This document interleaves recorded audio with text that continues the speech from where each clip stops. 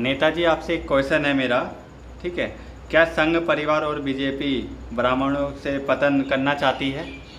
ब्राह्मणों का पतन करना चाहती है। हाँ हाँ, मेरे कहने का मतलब वही है। देखिए, रहीम कबीर ने एक कविता लिखा है, रहीमन धागा प्रेम का मत तोड़ो चटकाए, तोड़े से फिर ना जुड़े जुड़े गांठ पड़ जाए। भाजपा और संघ ये दोनों ब्राह्मणों की सबसे कट्टर दुश्मन है, क्योंकि आज इन्हीं के दल के दो कद्दावर ब्राह्मण नेता, जो कल्याण सिंह की सरकार रहते हुए जब ब्रह्मदत्त द्विवेदी की हत्या हुई थी कल्याण सिंह की सरकार में, तो ये तालियां पीट रहे थे। कहावत ये चरितार्थ होती है कि एक बिल्ली चूहे को लेकर के उस सीढ़ी से छत पे जाने लगती है तो चूहा समझता है कि मैं सीढ़ियां खुदक खुदक के चढ़ रहा हूं, लेकिन उसको ये नहीं पता होता है कि हमारे कई भाइयों का नाश हो चुका है, मेरा भी नंबर आ गया है। और आज मुरली मनोहर जोशी और कलराज मिश्रा, शिव प्रताप शुक्ला तरह के कई कद्दावर नेता ये जो हैं पतन के कागार पे पहुंच चुके हैं। लेकिन ये पतरचट्टा ब्राह्मण जो अपने आप को, अपना दीन ईमान बेच चुके हैं और ये सनातन धर्म और भारत देश के लिए, भारत देश की प्रभुता के लिए कलंक साबित हो गए हैं। ये सब क्या करते थे? आरएसएस वालों की थ्योरी में बताता हूं। यही अटल बिहारी वाजपेयी से एक पत्रकार ने पूछा, मायावती ने कहा था कि चंद्रशेखर आजाद आतंकवादी था। एक पत्रकार कवि पवार साहब पहुंचे अटल जी से कहे कि मायावती ने चंद्रशेखर आजाद ब्राह्मण शिरोमणि के खिलाफ ये सब कहा। अटल जी चुप रहे, फिर इन्होंने दोबारा कहा, कहे तो क्या तुम चाहते हो कि मैं मायावती की सरकार गिरा दूं? जो चल रहा है चलने दो। तो चाहे वो अटल बिहारी वाजपेयी रहे हों, मुरली मनोहर जोशी हो, शिव प्रताप शुक्ला हो, या ये क्या बोलते हैं कलराज मिश्रा हो, इस तरह के जितने भी भाजपाई नेता हैं, ये सत सनातनी ब्राह्मण समाज के लिए कलंक पैदा हुए हैं। ब्राह्मणों को चाहिए कि बीजेपी और आरएसएस का बहिष्कार करें। जब तक पंडित नेहरू की सरकार थी, जब तक स्वर्गीय श्रीमती इंदिरा गांधी की सरकार थी, जब तक पंडित राजीव गांधी की सरकार थी, जब तक पंडित नरसिम्हा राव की सरकार थी या लाल बहादुर शास्त्री जी की सरकार थी, तब तक इस देश में ना कोई बिरादरीवाद था और ना ही कभी कोई एक दूसरे से नफरत करता था। मैं आपको ये बता देना चाहता हूं आपके चैनल के मार्फत देशवासियों से, आज योगी आदित्यनाथ का विरोध हुआ है। मोदी से टकरा जाने का खामियाजा योगी आदित्यनाथ को उत्तर प्रदेश में भुगतने के लिए तैयार हो गए हैं। लेकिन आज पूरे देश का क्षत्रिय समाज कंधे से कंधा मिलाकर के योगी आदित्यनाथ के साथ खड़ा हो गया है।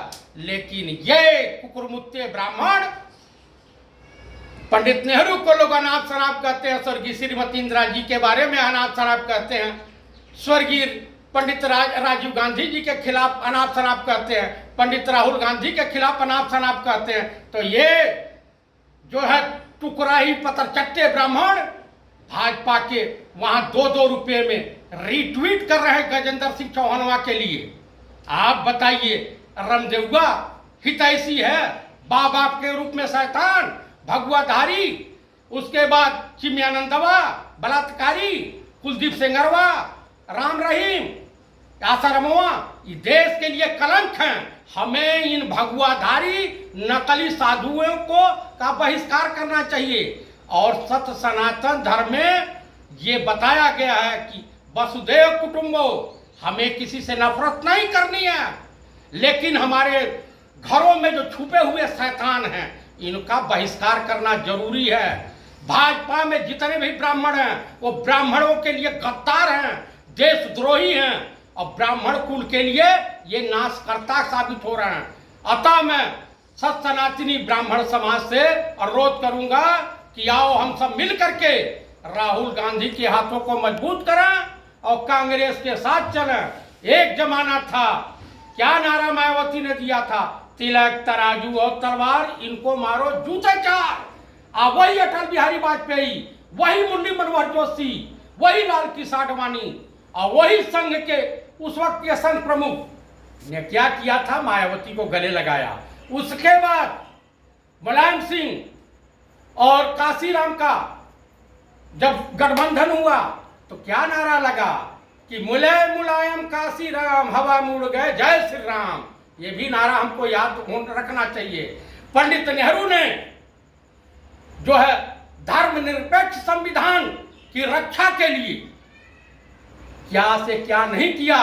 पंडित नेहरू के कद का नेता हिंदुस्तान में कोई पैदा हुआ है, विश्व में नहीं पैदा हुआ। कम से कम हमें पंडित नेहरू, महात्मा गांधी, सरदार पटेल, पंडित गोविंद वल्लभ पंत, आज तमाम नेताओं के भी बताए रास्ते पे चलना चाहिए। उसी में देश का विकास है। आप बता दीजिए कि आप खुद देखिए कि गंगा नदी में तैरती हुई हिंदुओं की लाशें मिली हैं और आज वही हिंदू समाज, वही ब्राह्मण समाज के कुछ ही छोरे लवंडे और कुछ बेरोजगार 2-2 रुपये का ट्वीट करके योगी जी का गुणगान कर रहे हैं, नरेंद्र दामोदर दास मोदी का गुणगान कर रहे हैं, लोग मौतों को गले लगा रहे हैं। देश में त्राहिमाम मचा हुआ है। देश आज अपने निचले पावदान पे है। देश की अर्थव्यवस्था बर्बाद कर दिया नरेंद्र दामोदर दास मोदी ने। आज स्वाभिमान के नरेंद्र मोदी और योगी के बीच लड़ाई, युद्ध छिड़ चुका है। तो इसलिए उत्तर प्रदेश के वासियों, अगर उत्तर प्रदेश और देश का भला चाहते हैं तो भाजपा का बहिष्कार कीजिए और जो क्षेत्रीय दल है इनका बहिष्कार कीजिए। आइए कांग्रेस के साथ कंधे से कंधा मिला के चलिए, क्योंकि उत्तर प्रदेश का अगर विकास पुरुष किसी को कहा जाता है तो स्वर्गीय पंडित नारायण दत्त तिवारी को कहा जाता है। चाहे वो कानपुर का विकास रहा हो, चाहे नोएडा का विकास रहा हो, या कहीं भी फैक्ट्री वैक्ट्री लगानी रही हो, इन्होंने भरपूर योगदान दिया है। अच्छा, दूसरा क्वेश्चन ये है, ब्राह्मण से क्यों गिरना रखते हैं ये भाजपा वाले नेता? आपको ऐसा क्यों लगता है? देखिए, अंग्रेज भी ब्राह्मणों से घृणा रखते थे।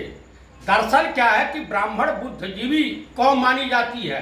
ये हमेशा अच्छाई बुराई के बीच फर्क करना जानती है।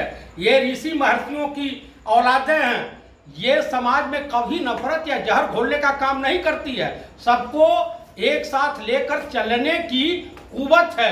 ब्राह्मण कभी भी इस देश में किसी भी गांव का आप निर्माण देख लीजिए तो आप देख लीजिए कि ब्राह्मण वो व्यक्ति होता है जो हरिजन के वहाँ भी पूजा कराने जाता है, यादव जी के वहाँ भी जाता है, बनिया के वहाँ भी जाता है, और मुस्लिमों से भी तालमेल बढ़िया रहता है। क्योंकि ब्राह्मण के संस्कार में, सनातन धर्म के संस्कार में ये बिल्कुल नहीं सिखलाया जाता कि हमें किसी से नफरत करनी चाहिए।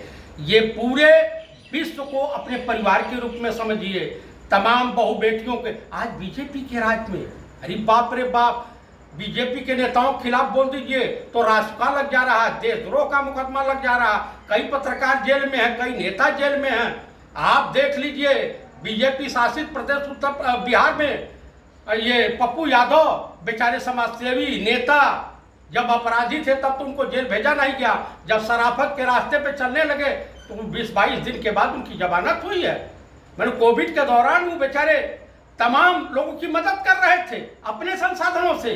प्रियंका गांधी, राहुल गांधी, सोनिया गांधी, जयप्रकाश चतुर्वेदी, विनय कुमार पांडे, आरपीएन सिंह और सलमान खुर्शीद और तारिक अनवर, ये लोग कितनी मदद कर रहे हैं। बिहार में आप जाके देख लीजिए, शेरे बिहार श्याम सुंदर सिंह धीरज लोगों की मदद कर रहे हैं। तो कम से कम इस देश की जनता को ब्राह्मणों की अहमियत को समझना होगा। नहीं समझेंगे तो पतन हो जाएगा। और राहुल गांधी ही इस देश के जो है विकास पुरुष के नाम से मशहूर होने वाले हैं। जनता के हितों की बात करने वाला व्यक्ति है। देश की अर्थव्यवस्था कैसे मजबूत हो उस पे ये बात करते हैं। इसी के साथ मैं अपने वाणी को विराम देता हूं और आपके चैनल के तमाम दर्शकों को प्रणाम करता हूं, नमस्कार करता हूं, सैल्यूट करता हूं और ये अनुरोध करता हूं आपके दर्शकों को से कि इस वीडियो को देखें, इस चैनल को सब्सक्राइब करें, इस चैनल को लाइक करें, इस पे अपनी प्रतिक्रिया दें और इसको अधिक से अधिक मात्रा में शेयर करें। जय हिंद, जय भारत, जय कांग्रेस।